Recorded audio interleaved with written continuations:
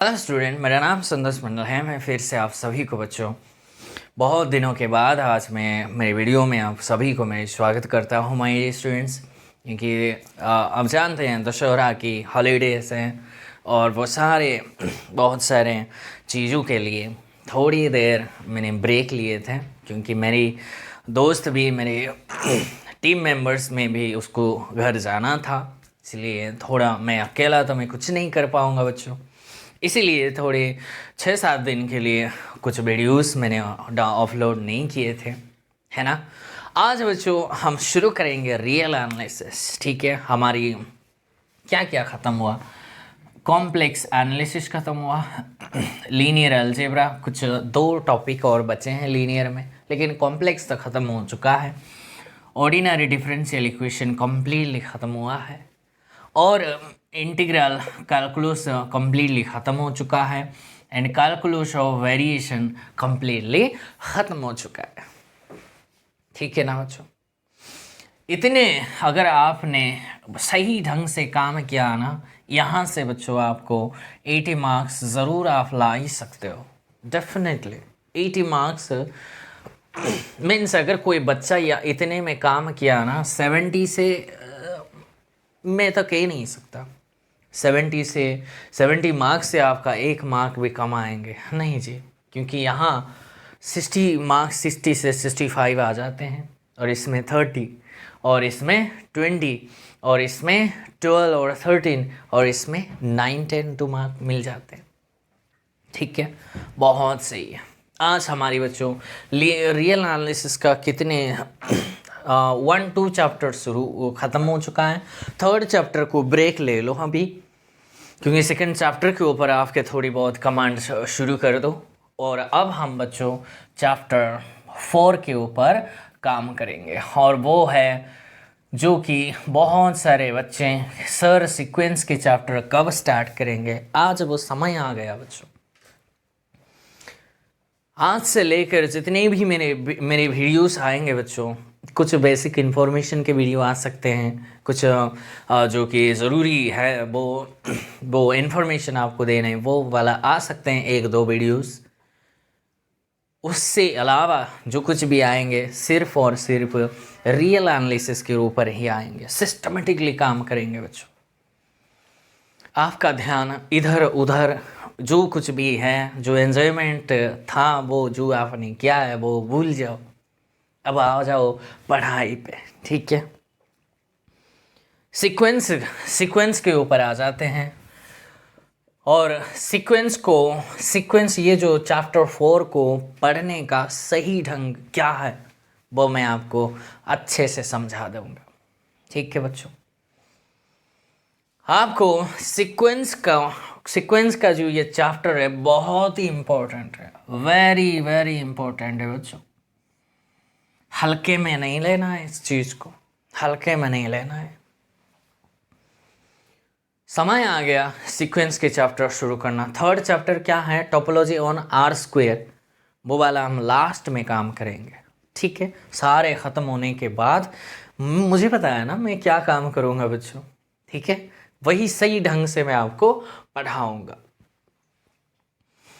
Sequence chapter पढ़ने के लिए सही ढंग है बच्चों, पहले कुछ चीज़ें डिफाइन करो, सीक्वेंस को डिफाइन करो, उससे रिलेटेड जितनी भी थीम छुपी है ना वो सारे डिफाइन कर दो।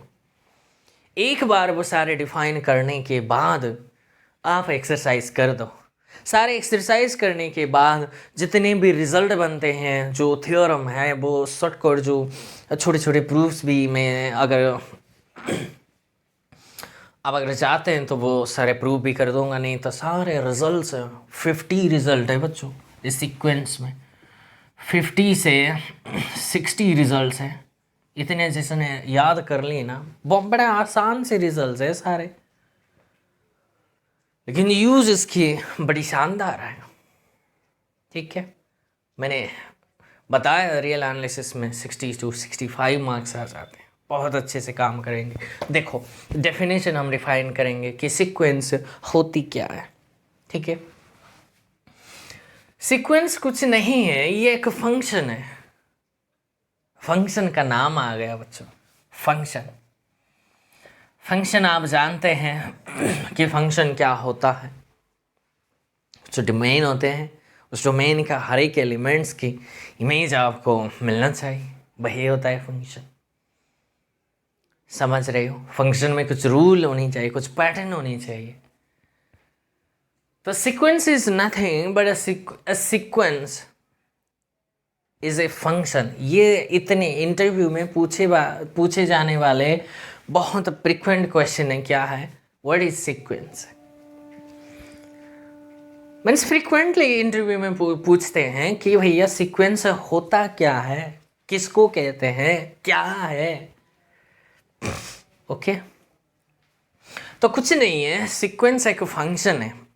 फंक्शन मीन्स कुछ तो उसका ऐसे अगर फंक्शन है तो भैया ऐसे कुछ सिचुएशंस होनी चाहिए। मीन्स ये जो डोमेन है ना बच्चों, ये हमेशा n होनी चाहिए। एंड ये तो को डोमेन है ना, वो किन्हीं भी एक ये नॉन एम्प्टी सबसेट होनी चाहिए आर का, किन्हीं भी। ओके जी सही ढंग से पढ़ें। A sequence is a function whose domain is the set of natural numbers and range can be any non-empty subset of R. This is the definition of a sequence.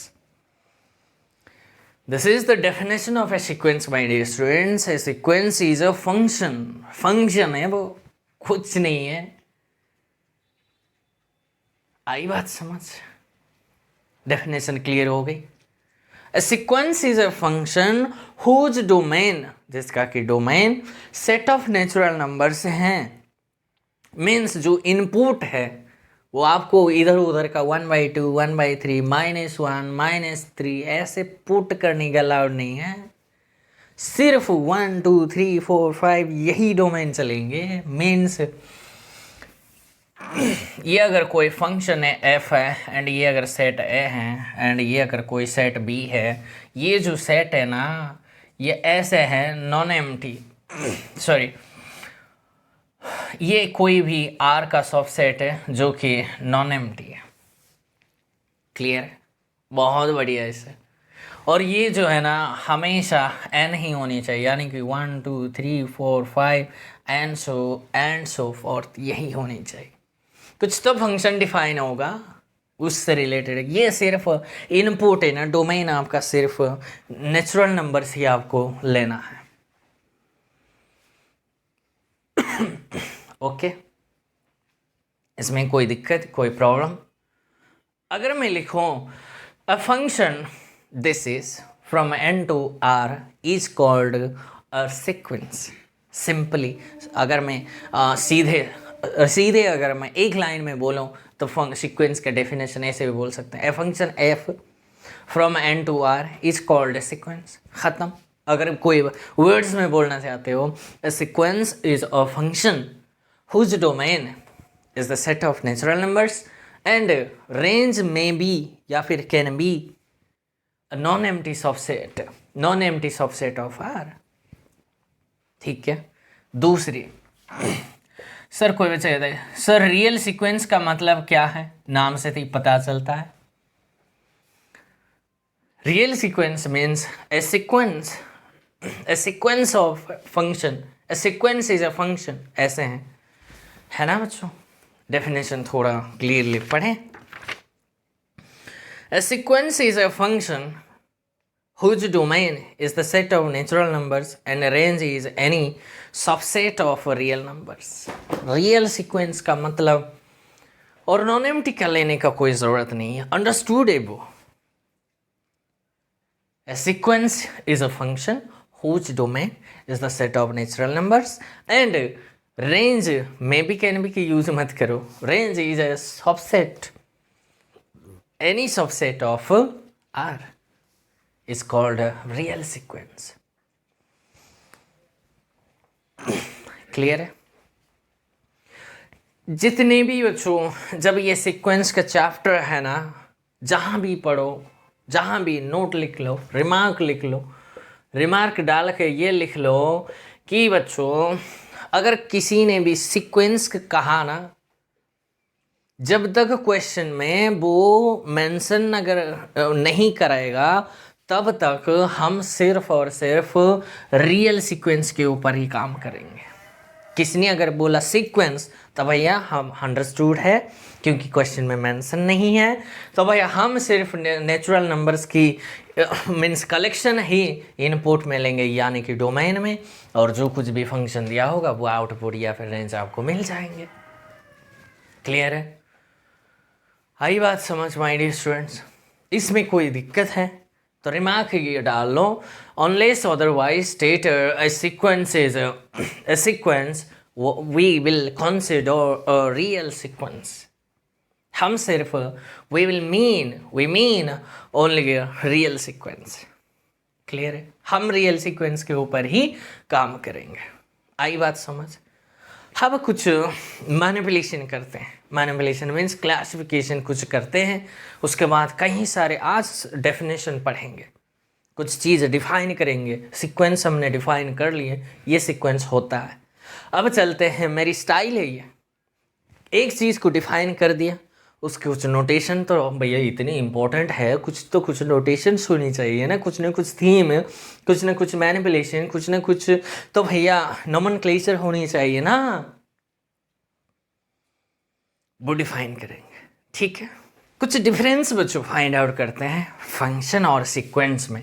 Difference क्या है function में and sequence में?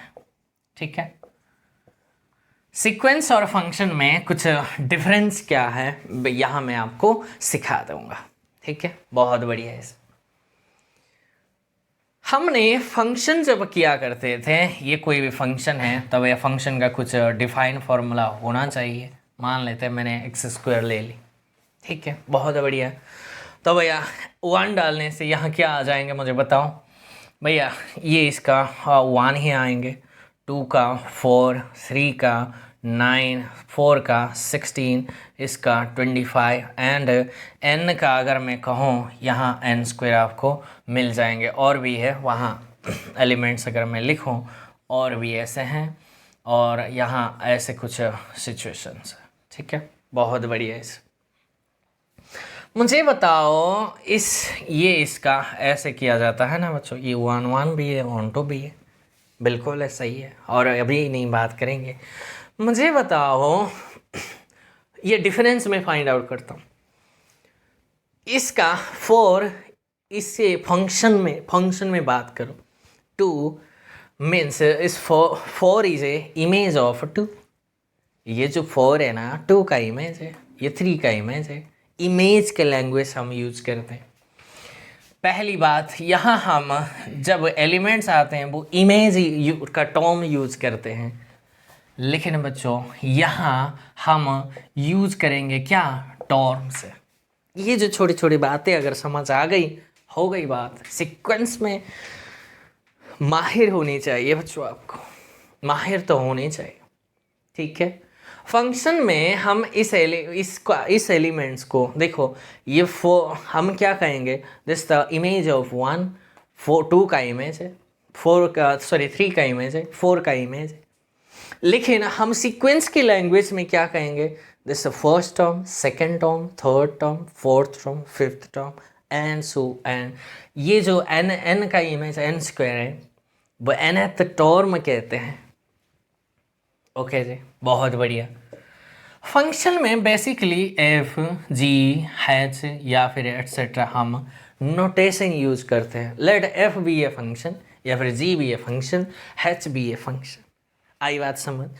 लेकिन यहाँ जो है ना difference क्या है, सीक्वेंस में या फिर हम a या फिर b या फिर u या फिर कैपिटल V ऐसे कुछ हम यूज करेंगे, या फिर x y ऐसे x y। क्लियर है? बहुत बढ़िया है सर। और क्या डिफरेंस है सर? और क्या डिफरेंस है? ये जो ये क्या है बच्चों मुझे बताओ? This is called the defining formula, है ना? डिफाइनिंग फॉर्मूला किसका? फंक्शन f का। f का डिफाइनिंग फॉर्मूला है भैया आप इसमें से जो ये नेचुरल नंबर की सेट है, ये आर की कोई सबसेट ले लो, कोई इश्यू नहीं है। और फंक्शन मैंने यही ले लिया, बहुत बढ़िया है सर, समझ रहे हो। हमेशा ये जो है ना, ये फंक्शन का नोटेशन ऐसे चलते हैं, लेकिन सीक्वेंस में ऐसे नोटेशन चलते हैं।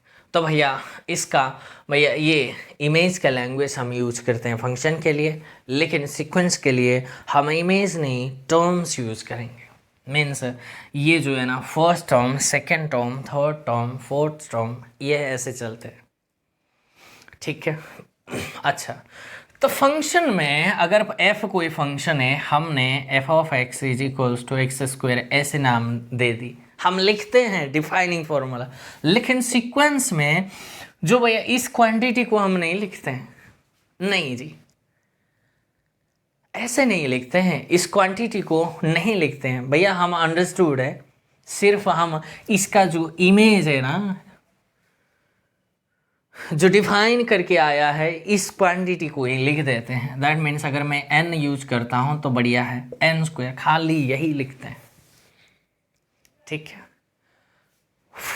और फोर्थ में फंक्शन के कुछ नोटेशन नहीं है कि हम ऐसे कुछ f is a function of x, ऐसे कुछ नोटेशन हम यहाँ यूज नहीं करते। लेकिन बच्चों सीक्वेंस में ये जो आपने ऐसे कोई भी फंक्शन है, f(x) आपके पास 1/x हो, कुछ भी हो, उस क्वांटिटी को, क्योंकि n मैंने इसलिए लिया क्योंकि इमेज भैया हमेशा डोमेन तो भैया नेचुरल नंबर की सेट ही है। तो बेसिकली हम स्मॉल n यूज क्या करते हैं, है ना जी। तो यही हो गई। लेकिन सीक्वेंस में बच्चों हमेशा उसका नोटेशन ऐसे दिया जाता है। कहीं ऑथर इसको इस ब्रैकेट में भी, ओपन ब्रैकेट में भी ऐसे, कर्ली ब्रैकेट में भी ऐसे रख देते हैं। कहीं ऑथर तो भैया n स्क्वायर ऐसे ही रख देते हैं, कोई इश्यू नहीं है। लेकिन ये जो है ना, ये वाला नोटेशन थोड़ी महंगा पड़ जाता है। क्यों?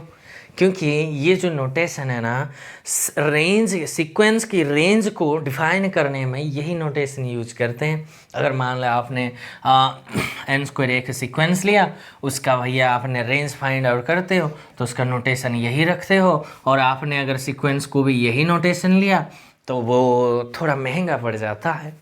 इसलिए most of the standard authors are not referring this notation, but they are referring, that means they are using either this notation or this notation. Okay जी, इसमें कोई प्रॉब्लम। हमेशा उस फंक्शन में जो कुछ भी वो डिफाइनिंग फार्मूला होता है ना बच्चों, this is the defining formula of the function F. उस डिफाइनिंग फार्मूला को आप इस ब्रैकेट में रख दो, वो सीक्वेंस बन जाएंगे। ओके जी, इसमें कोई दिक्कत है? तो भैया अगर मैं फंक्शन लिखूँ, कोई सीक्वेंस का नोटेशन लिखूँ, तो भैया फंक्शन में हम ऐसे कुछ notation, let F B set दो, अगर ऐसे कुछ ए भी है तो हम ऐसे एक फंक्शन का नोटेशन दे देते हैं। लेकिन सीक्वेंस में बच्चों अगर ऐसे कुछ है तो उसके कुछ डिफाइनिंग फार्मूला, अगर एफ ऑफ एक्स इसके लिए ही काम करूँ तो यही बनेंगे, ऐसे लिखेंगे। लेकिन सीक्वेंस में कैसे लिखेंगे? सो अगर मैं नोटेशन ए यूज करता हूँ, A is a sequence n to r such that जो डिफाइनिंग हुआ है भैया सिर्फ उसका ऐसे नाम नोटेशन दे दो, या फिर उसका कैसे लिखते हैं n स्क्वायर ऐसे लिख दो, वो अंडरस्टूड है, क्लियर है? This is the big difference between a function and a sequence, clear है? तो किताब में जो कुछ भी गिवन है मैं आपको वो थोड़ी देर पढ़ के सुनाता हूँ, तो सुन लीजिएगा, ठीक है? A sequence is a function and functions are usually denoted by the symbols. देखो फंक्शन में बेसिकली ये वाला सिंबल यूज किया जाता है, एंड सीक्वेंस में a b u b x y ये नोटेशन चलते हैं, बहुत बढ़िया। दूसरी बात, a sequence is a function a to n. अगर ये आप नोटेशन यूज करते हो तो ये वाला ऐसे बन जाएंगे, अगर बी करते हो तो यहाँ बी बन जाएंगे, अगर यू करते हो यहाँ यू बन जाएंगे, जो कुछ भी नोटेशन आप दे रही हो। ओके,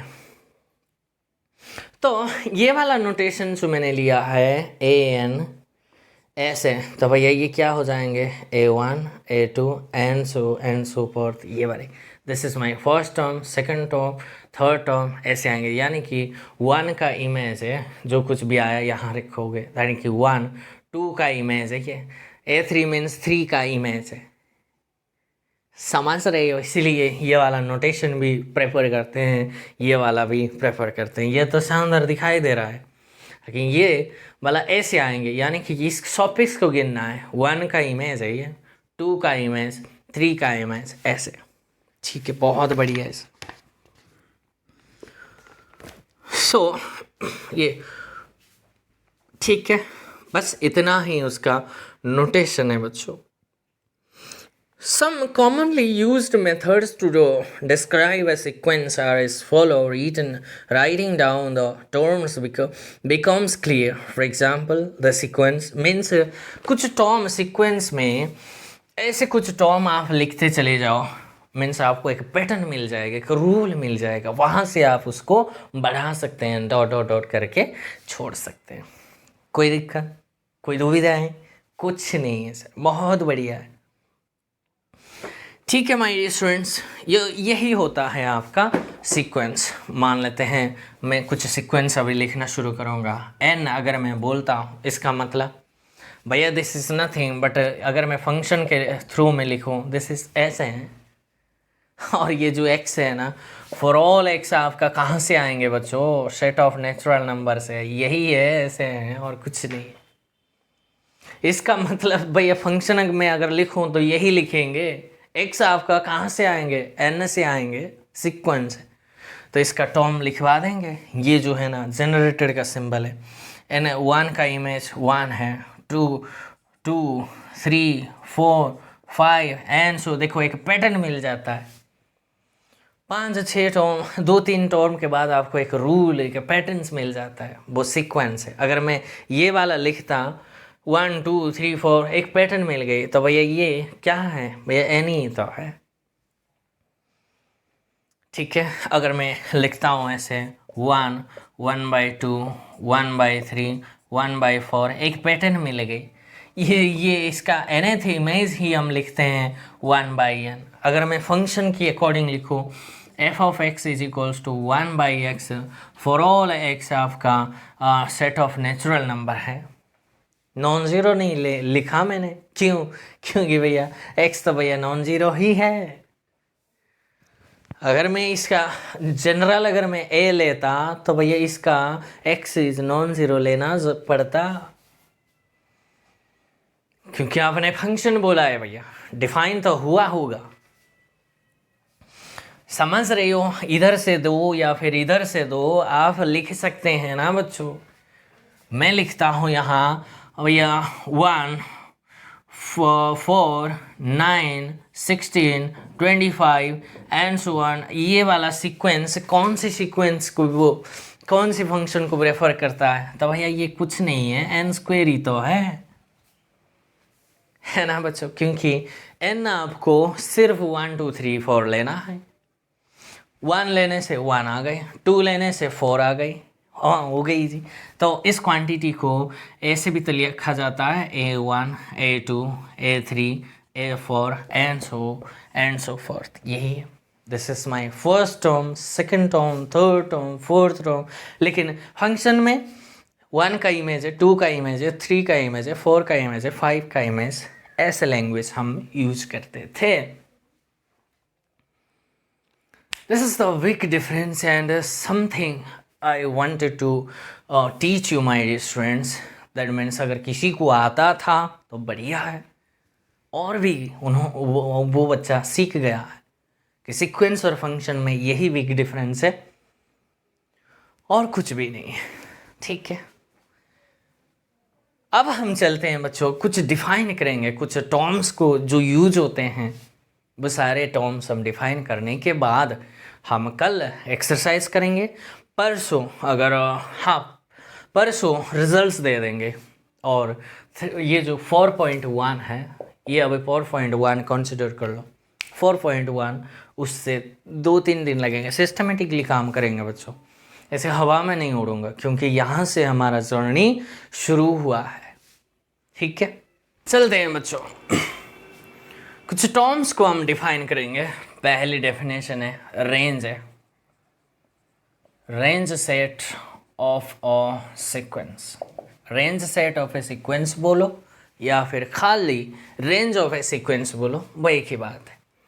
मान लेते हैं ये कोई भी सीक्वेंस है, ठीक है। देखो अब मैं शुरू किया है नोटेशन, ये इसको यूज़ करना। ए एन मैं यूज किया करूँगा, या फिर एक्स एन भी आप यूज़ कर सकते हैं, कोई इशू नहीं है। ठीक है जी, बहुत बढ़िया।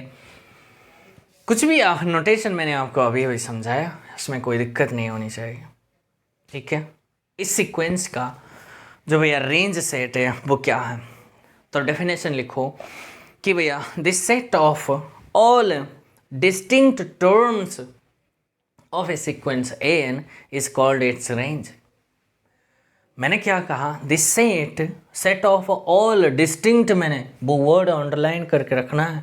This set of all distinct terms है, इमेज नहीं है, terms of a sequence A N is called its range. मान लेते हैं, तो भैया यहाँ से क्लियर कट है, डिस्टिंक्ट टर्म्स है उसको ही लेना पड़ेगा। तो भैया सीक्वेंस का जो सीक्वेंस का टर्म तो भैया हमेशा इनफाइनाइट होगा, लेकिन रेंज सेट फाइनाइट भी तो हो सकते हैं। कैसे, देखो एक सीक्वेंस मैंने लिया -1⁻⁴, वो फेमस सीक्वेंस है ये। Famous means famous. इसकी टर्म कोई बच्चा एक बार लिख सकता है। एन आपका क्या चलना चाहिए बच्चों, 1 2 3 4 ही 1 लेंगे, तो भाई ये -1 1 -1 1 -1 1 एंड ये ऐसे चलते हैं। ये इन्फानाइट टर्म है, इन्फानाइट टर्म है भैया। लेकिन इस से रेंज सेट, देखो इसका रेंज सेट को हम कर्ली ब्रैकेट से नोटेशन दे दें। ये सीक्वेंस नहीं है, इस सीक्वेंस का रेंज सेट को हमने ऐसे नोटेशन दे दी, तो वो क्या आ गई, ये भी एक सेट है ना, को क्या है -1 एंड 1, जो कि ये फाइनाइट ही तो है। लेकिन एक सीक्वेंस अगर मैं लिखता हूँ n², एक सीक्वेंस मैंने लिया, उसका 1 है, 4 है, 9 है, 16 है, 25 है एंड यही चला। मुझे कोई बच्चा कह सकता है इसका जो रेंज सेट है, इस n² का जो रेंज सेट है वो क्या आएंगे बच्चों, कह सकता है कोई बच्चा, वही आएंगे। और क्या आएंगे, इन्फानाइट है, ये इन्फानाइट आएंगे। हो गई, तो नोट लिख लो बच्चों, the terms of a sequence are always infinite, but the terms of but a range set may be finite because it consists only distinct terms of a sequence की भैया डिस्टिंक्ट टर्म ही वो set में कॉन्जिस्ट means रहते हैं। तो भैया देखो एक सीक्वेंस मैंने लिया है, टर्म तो भैया इनफाइनाइट है, लेकिन इनमें डिस्टिंक्ट भैया -1 और 1 है, और यही फाइनाइट है। This is called the range set. Okay my dear student, बहुत बढ़िया। ये हुआ पहली डेफिनेशन। सेकंड डेफिनेशन पे आ जाओ। सेकंड डेफिनेशन पे आ जाओ, बाउंडेड अबव। सीक्वेंस के लिए, सेट के लिए आप जानते हैं, इसलिए मैंने नहीं पढ़ाया। अगर कहोगे तब भी सेट के लिए बाउंडेड सेट क्या होता है, अनबाउंडेड सेट क्या होता है, कॉन्स्टेंट सेट, सब चीज़ें मैं आपको समझा देता, लेकिन वो मीन्स 12th क्लास से आप पढ़ते आ रहे हैं, इसलिए मैंने वो वाला छोड़ दी। लेकिन सीक्वेंस के ऊपर तो मुझे काम करना ही पड़ेगा। बाउंडेड अबव सीक्वेंस क्या है, ए सीक्वेंस एन सीक्वेंस नाम टर्म आपने यूज करते ही ये वाला सिंबल लगाना आपका फर्ज है भैया। दिस इज योर रिस्पॉन्सिबल, ये आपके दायित्व है, जिम्मेदारी है। अगर ये जिम्मेदारी आप नहीं संभाल पाओगे तो आपको अच्छे बच्चे थोड़ी ना कहेंगे बच्चों, ठीक है। A sequence N is said to be bounded above if, definition शुरू हुआ, इफ देयर एग्जिस्ट, ध्यान रखे, there exist a real number k, कोई भी रियल नंबर आपका अगर ऐसा एक मिल गया, सच दैट, जिसके लिए भैया इस सीक्वेंस के सारे टर्म्स इस के से होनी चाहिए, ये ऐसे लिखना मांगता है बच्चों। मीन्स अगर ऐसी एक रियल नंबर आपको अगर दिखा देते हो, आप अगर मुझे दे सकते हो, आपके पास अगर ऐसे रियल नंबर अवेलेबल है जिसका नाम मैंने कह दिया, जिसके लिए भैया इस सीक्वेंस के सारे टर्म्स उस रियल नंबर या फिर उस रियल नंबर से कम ही रहनी चाहिए, okay.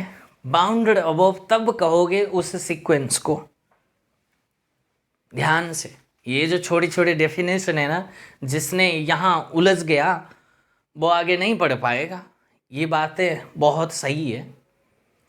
A sequence an is said to be bounded above if there exists a real number k such that an sequence के सारे terms less than or equals to लिखना है, k होनी चाहिए फॉर ऑल n आपका natural number, हर एक natural number, कोई भी नेचुरल नंबर आप ले लो, उसके लिए मैं एक ऐसा एक रियल नंबर दे दूंगा जिसके लिए ये सीक्वेंस के सारे टर्म्स आपके द्वारा दिए गए हर एक नेचुरल नंबर के लिए या फिर बराबर या फिर उससे कम ही रहेगा, तो तब हम कहेंगे वो सीक्वेंस आपका बाउंडेड अबव है, ठीक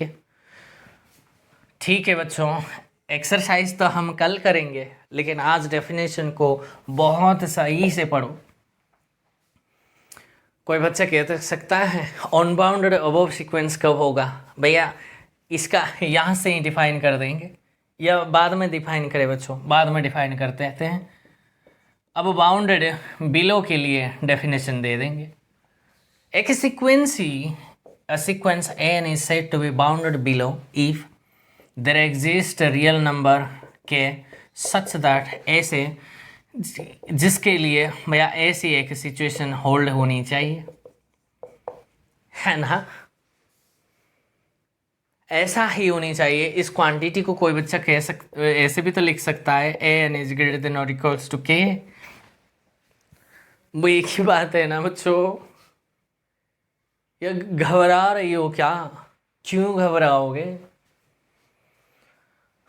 भैया? वो सीक्वेंस बाउंडेड बिलो होगा कैसे? आप जैसी मर्जी एक नेचुरल नंबर दे दो, आप मुझे दो जैसी मर्जी, जो कुछ भी चाहते हो, फॉर एनी लिखा है, कोई भी नेचुरल नंबर दे दो, मैं एक ऐसा रियल नंबर के दे दूंगा बच्चों। आप देखेंगे इस सीक्वेंस के सारे टर्म मेरे दिए गए रियल नंबर से भैया उससे या फिर उससे बड़ा ही रहेगा सारे सीक्वेंस की टर्म से। और आप मुझे ऐसे कोई नेचुरल नंबर देने के पोजीशन में नहीं होंगे जिसके लिए मैं ऐसा के आपको दे नहीं पाऊंगा जिसके लिए ये होल्ड ना हो। नहीं, आप जैसे मर्जी को नेचुरल नंबर दे दो, मैं आपको ऐसे एक रियल नंबर दे दूंगा जिसके लिए भैया ये वाला क्वांटिटी होल्ड करे या फिर ये होल्ड करे, तो भैया हम कहेंगे बाउंडेड बिलो है। ओके जी, तो यहाँ से क्लियर कट है। तो सर बाउंडेड सीक्वेंस किसको कहेंगे? डेफिनेशन ये है, 3-4 वर्जन है। पहली वर्जन लिख लो। पहली version, a sequence A N is said to be bounded if it is bounded above as well as bounded below. ये तो वर्ड में लिखा है भैया, दोनों होनी चाहिए। वो सीक्वेंस बाउंडेड अबव भी होनी चाहिए, वो सीक्वेंस बाउंडेड बिलो ही अगर हो गई, दोनों अगर साइमल्टेनियसली सेटिस्फाई किया, तब भैया वो सीक्वेंस को हम बाउंडेड सीक्वेंस कहना शुरू करेंगे। अदरवाइज यू कैन नॉट से द सीक्वेंस इज बाउंडेड। उसकी नेगेशन तो बढ़िया शानदार है। अगर कोई सीक्वेंस अगर बाउंडेड अबव है लेकिन बाउंडेड बिलो है नहीं, तब भैया वो अनबाउंडेड हो गई, ख़त्म। सर एक सीक्वेंस है, दोनों ही नहीं है तो भैया अनबाउंडेड है। सर एक सीक्वेंस है, इनमें से बाउंडेड बिलो तो है, बाउंडेड अबव नहीं है तो भैया अनबाउंडेड है। कितनी सहज एंड सरलता के साथ मैं समझाने की कोशिश करता हूँ।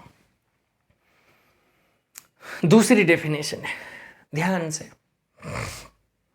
दूसरी डेफिनेशन ये कहता है a sequence n is said to be bounded sequence if there exist two real number small k and capital K such that ये जो सीक्वेंस की टर्म भैया इस स्मॉल के एंड कैपिटल के के बीच में होनी चाहिए, जैसी मर्जी आप नेचुरल नंबर ले लो। This is the definition. Definition के बिना आप मैथमेटिक्स अगर पढ़ना चाहते हो ना बच्चों, वो तो 12th क्लास से आप पढ़ सकते हो, लेकिन हायर स्टडी के लिए डेफिनेशन के अलावा विदाउट डेफिनेशन अगर आप मैं चलूँगा बोल रही हो ना, गिर जाओगे बच्चों और उठ नहीं पाओगे, क्योंकि एनालिसिस पढ़ रही हो आप, कैलकुलस नहीं है। कैलकुलस तो भैया 12th क्लास से ख़त्म हो जाती है, इंटीग्रेशन डेरिवेटिव से वो डिटरमिनेंट मैट्रिक्स सारे के सारे आपका वहाँ वही तक जर्नी आपका है। लेकिन एनालिसिस के लिए भैया आपको थोड़ी बहुत लैंग्वेज एंड डेफिनेशंस तो हर एक डेफिनेशन की आना चाहिए। थर्ड डेफिनेशन बाउंडेड का ही है, जो मर्जी आप बोल सकते हैं उसका वही डेफिनेशन दे दो, वो खुश हो जाएंगे। A sequence N is a set to be bounded sequence if there exist a positive real number. ऐसे हैं पॉजिटिव रियल नंबर। ये लैंग्वेज ना बच्चों लिखने के लिए सीख जाओ एक बार। If there exists a positive real number k such that, या फिर k ऐसा लिख लो, इसके ऊपर r प्लस लिख लो, वो बढ़िया है। ये यहाँ प्लस रखने से थोड़ी आपको दिक्कत हुआ होगा, लेकिन अभी तो पॉजिटिव रियल नंबर की फीलिंग आया होगा। सच दैट इस सीक्वेंस का मोड लेस देन और इक्वल्स टू इस k से होनी चाहिए for all n belongs to capital N। This is the three definitions of a bounded set. Clear? इसमें कोई दुविधा है क्या बच्चों? इसमें कोई परेशानी है? परेशान मत हो। एनालिसिस के ऊपर बहुत सारा काम मैंने किया है, ये भरोसा रखो ना, थोड़ी तो भरोसा कीजिए, ताकि आपके वो वाला फीलिंग भी होनी चाहिए। कोई ज़रूरी नहीं है आपको, आप जहाँ भी कहाँ भी पढ़ने जाओ बच्चों, इंस्टीट्यूट हो कुछ ऐसे ही पढ़ा जाता, लेकिन वहाँ फीस दे के पढ़ोगे, यहाँ फ्री में आपको बहुत सारे चीज़ आप समझ पाएंगे, सीख जाओगे। ओके, तो चलते हैं। दो फिफ्थ डेफिनेशन है, अब अनबाउंडेड का डेफिनेशन हम पढ़ेंगे।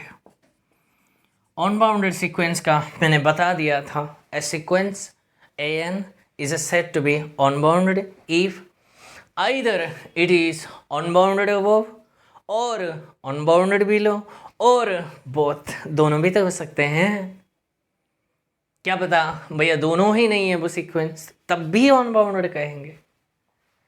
ओके जी, अब सिक्स्थ डेफिनेशन पे चलते हैं। अनबाउंडेड अबोव सीक्वेंस किसको कहते हैं, यानी कि बाउंडेड अबोव का नेगेशन है।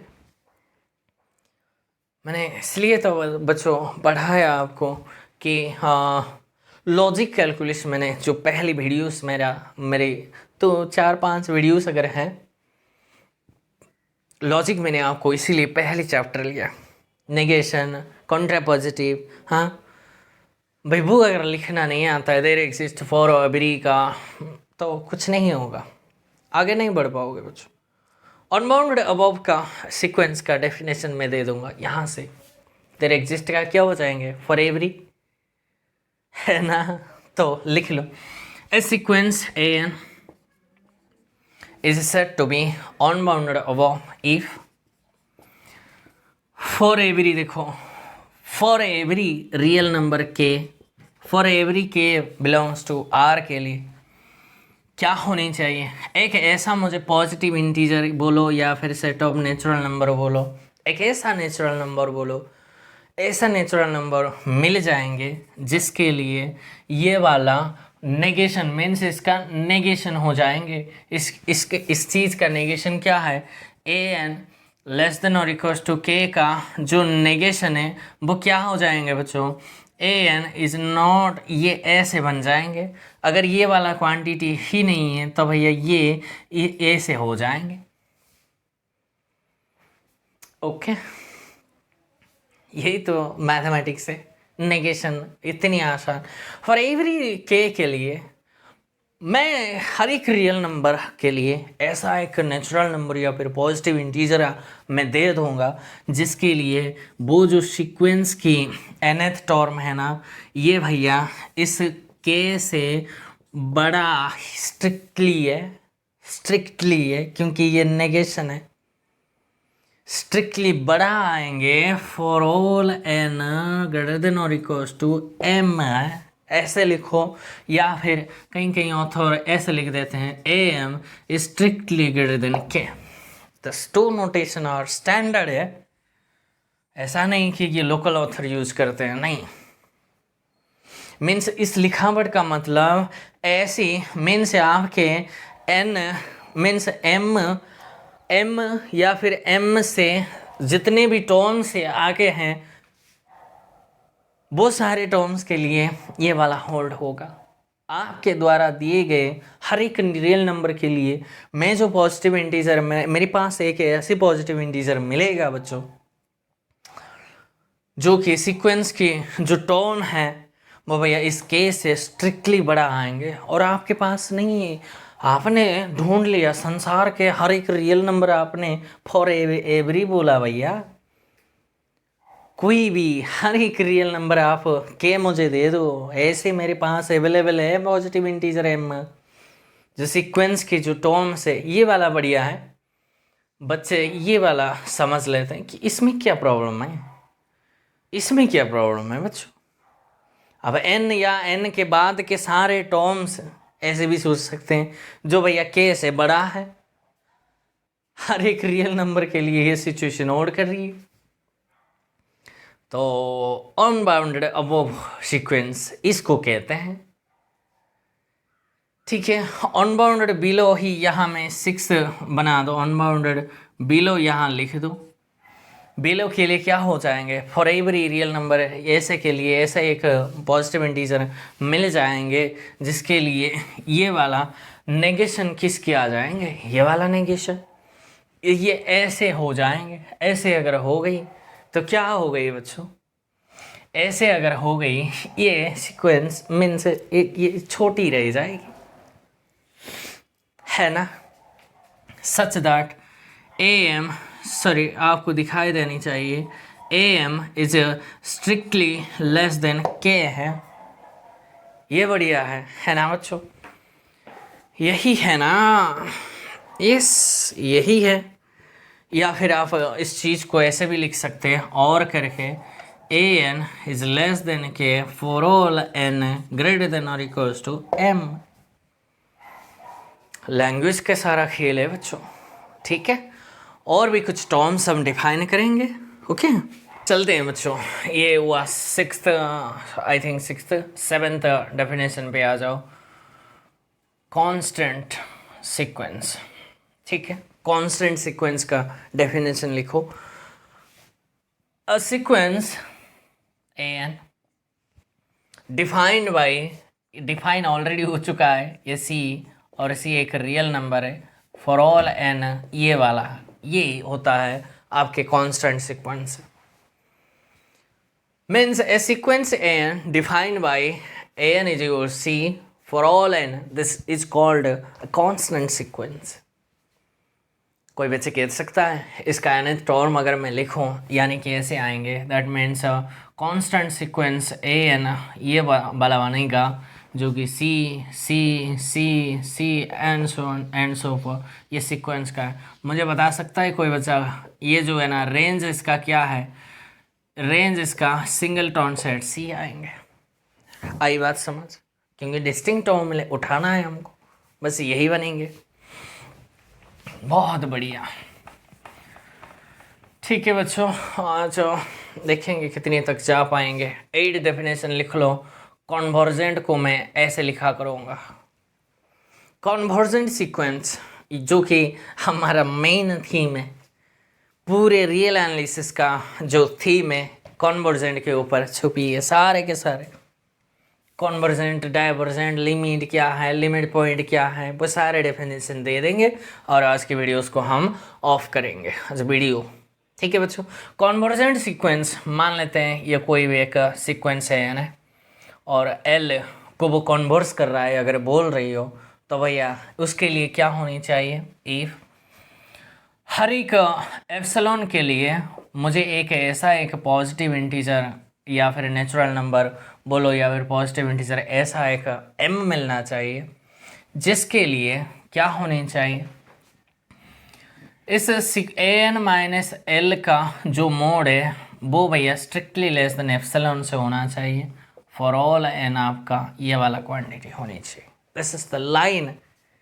इतने याद रखने से उसको वर्ड्स में ट्रांसलेट करना क्या बड़ी बात है। तो हम कहेंगे ए sequence n is said to converges to a real number L if for every epsilon, for any बोलो या फिर for given epsilon बोलो, for क्या कुछ भी कहो, for given epsilon greater than 0 के लिए there exists a positive integer और natural number m such that ये वाला क्वांटिटी होल्ड करे।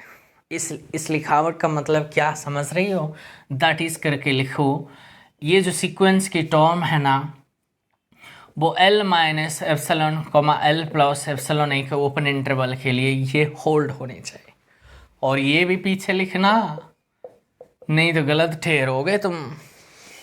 ठीक है, मीन्स सीक्वेंस की mth टर्म या फिर m और m के बाद के जितने भी टर्म्स है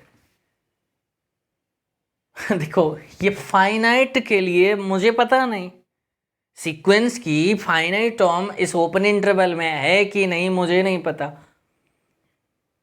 लेकिन भैया उससे m और n और n के बाद के जितने भी सारे टर्म्स है ना वो सीक्वेंस के इस ओपन इंटरवल में मिलना चाहिए।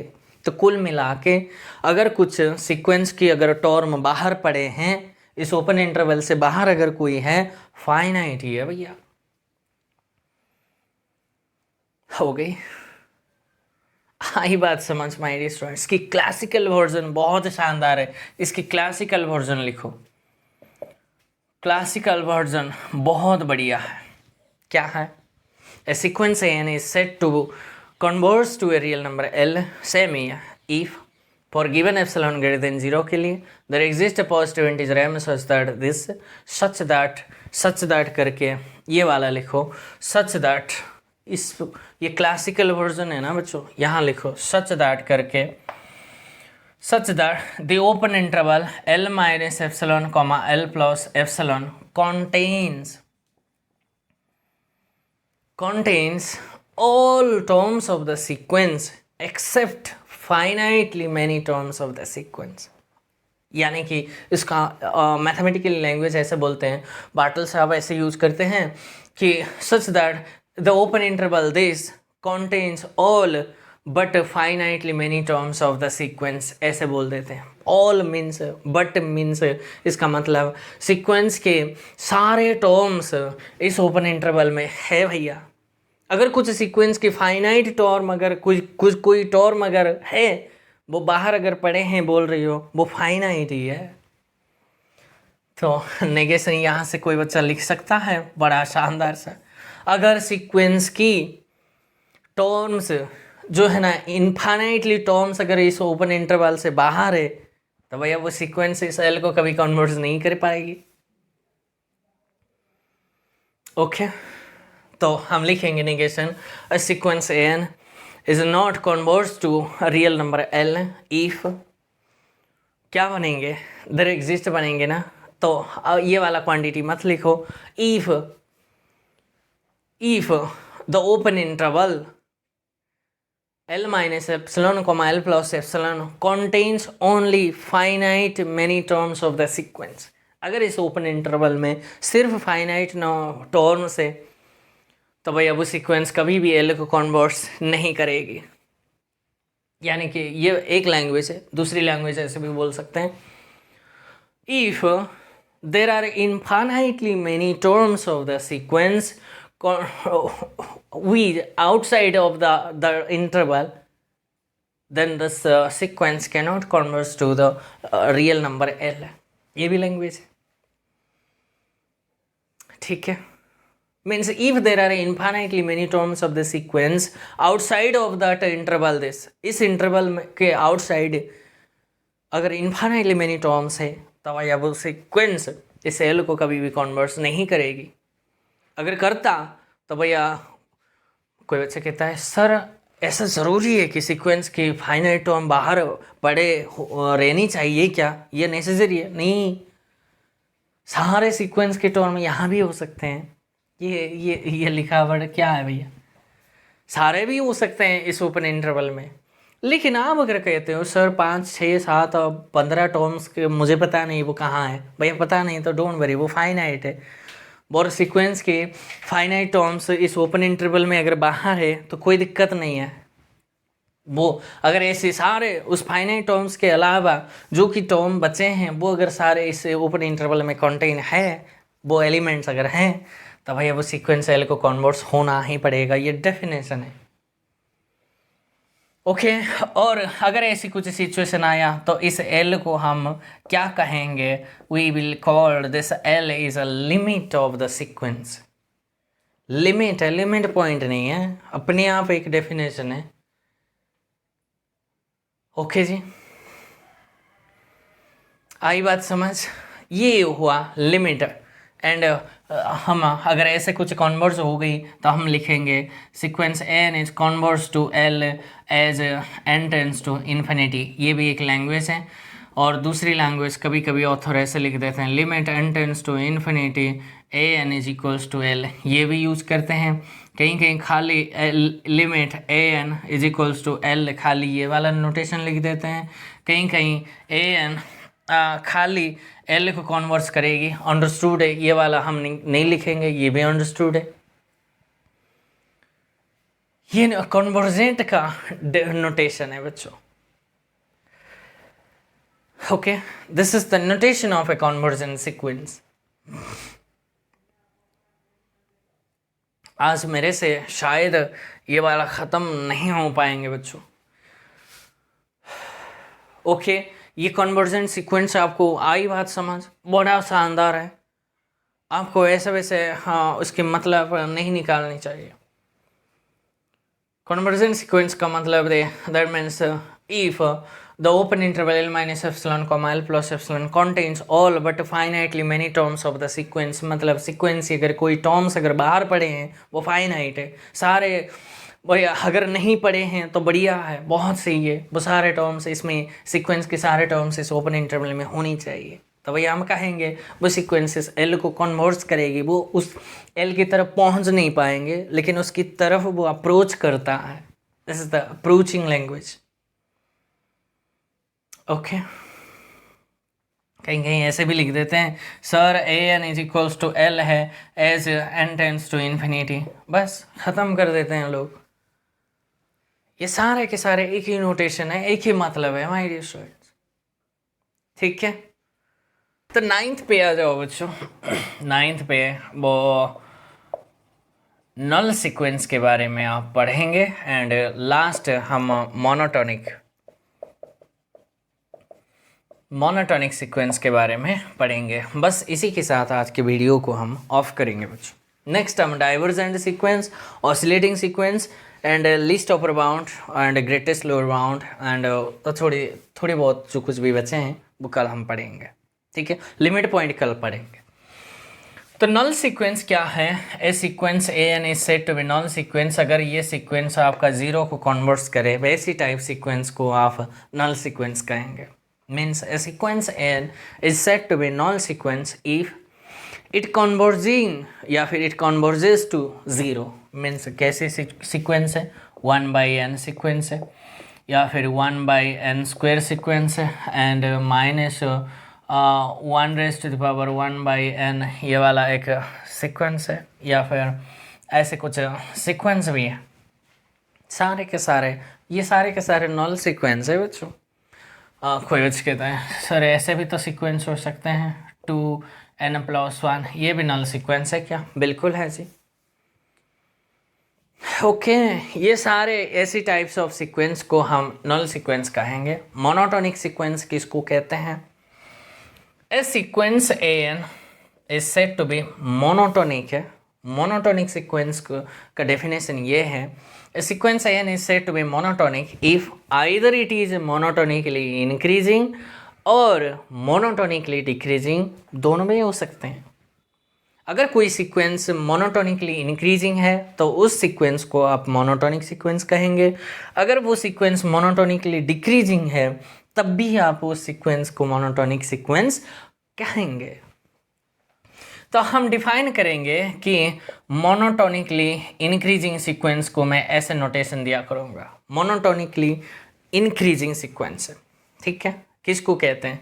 तो भाई a sequence an is said to be monotonically increasing if an आप और an+1 ये वाला क्वांटिटी आप डिफाइन करो। अगर ये ऐसे कुछ सिचुएशन हर एक n के लिए होल्ड करता है तो भाई ये मोनोटोनिकली इंक्रीजिंग है। यानी कि दैट इज करके लिखो इस a1 इज लेस देन और इक्वल्स टू a2 a3, ये ऐसे चलते चले जाएंगे। ओके दूसरी मोनोटोनिकली डिक्रीजिंग सीक्वेंस का नोटेशन मैं ऐसे यूज किया करूँगा, ठीक है।